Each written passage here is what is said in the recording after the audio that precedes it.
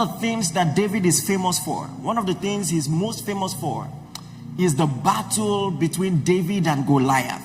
And maybe it's just me. Growing up, I never really understood the story.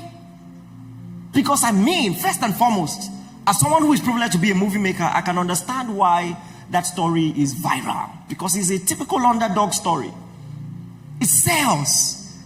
So now there is a giant with a spear, with a sword, with a shield, full armory, and then there's this shepherd boy who wouldn't even wear an armor, and he wins. That's the kind of stuff that goes viral.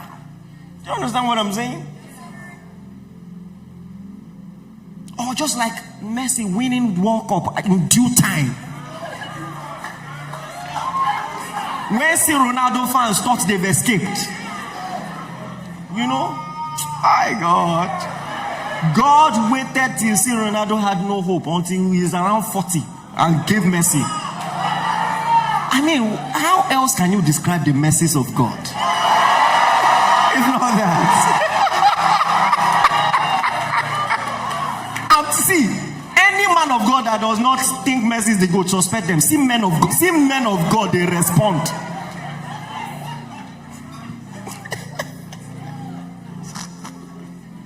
Hallelujah. I said all that to say this. It was a typical underdog story. But there were many things I didn't understand. Honestly, somewhere in my mind, I thought that it was a fluke that David killed Goliath, or at least a miracle. That somewhere behind the scenes, there were some things happening that we couldn't see.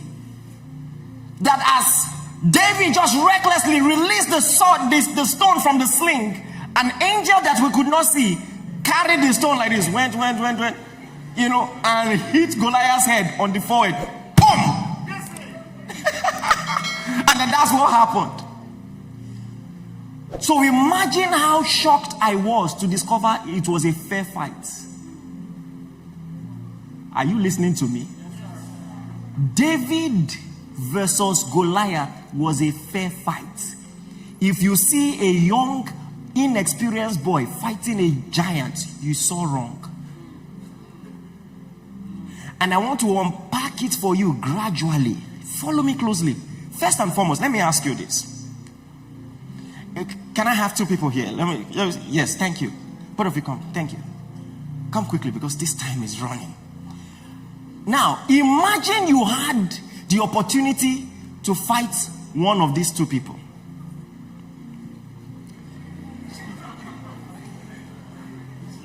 And you hear that he's a giant with 6 fingers on each hand, 12 feet tall.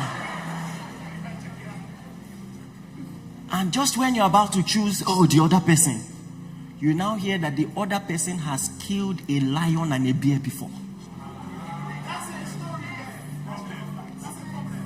Who are you going to fight? I can promise you, you will choose the giant. Do you know what it means to fight a lion? If a giant should see a lion, he will run. Don't you understand? And let me surprise you. It is easier to fight a lion than to fight a bear. A lot of people don't know that.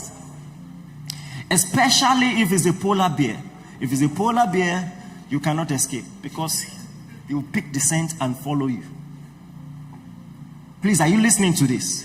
So that alone should make you suspect that, maybe this is a fair fight. At first you look at him, young, lanky. Then he says, I have killed a lion and a bear. You say, you don't mean it.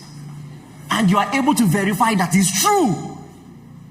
No one else is more fitting to fight Goliath than someone who has killed a lion and a bear. That's resume. Are you listening to me?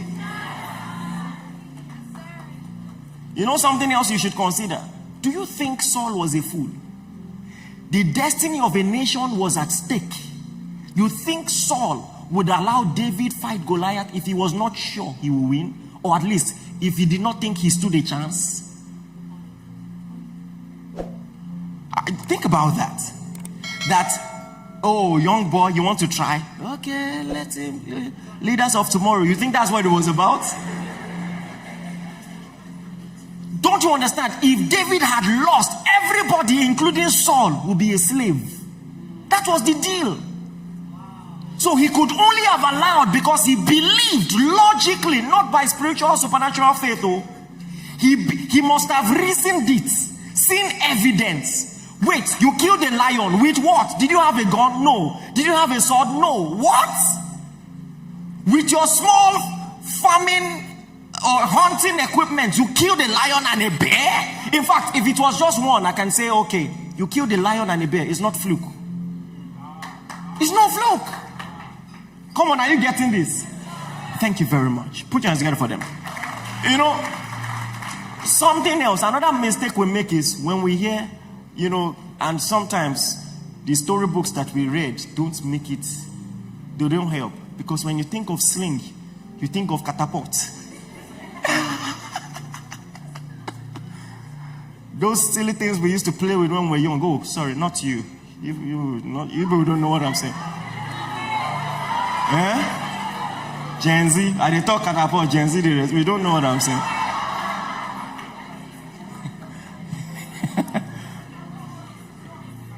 If you have ever played with catapult, raise your hand. You see? Okay. If you have never held a catapult before, raise your hand. I know what I'm saying.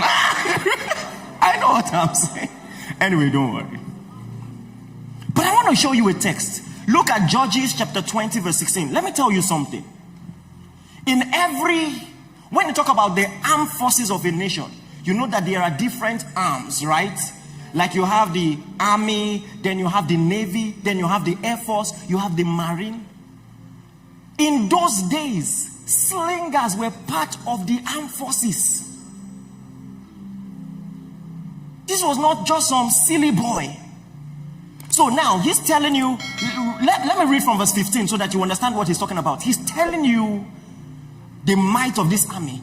He says, and from the cities at the time, the children of Benjamin were numbered 26,000 men who drew the sword besides the inhabitants of Gibeah, and who were numbered 700 select men. So the people who held the sword, this was their number.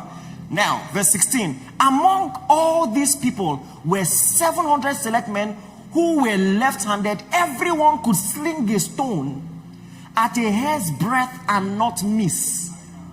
That is the level of the precision and accuracy. A hair's breadth and not miss. If you have that level of precision, what about the forehead of a giant? The target was too big. So what you thought was his advantage was his disadvantage. He's a big target. What David saw was a big target. Are you getting what I'm saying? And at least, okay, if it was a fair fight, maybe they had to have hand-to-hand combat. But no, David just stood with a sling from far. It was over before he started. Over before he started. Come on, are you getting this? I could go on and on to prove points to you. Let me tell you something. If killing Goliath was a fluke, David would have still been in trouble, because as king, he still had many battles to fight. He wouldn't have lasted. There's a reason he went on to fight many battles and never lost once. It's because Goliath was not a fluke. Are you getting what I'm saying?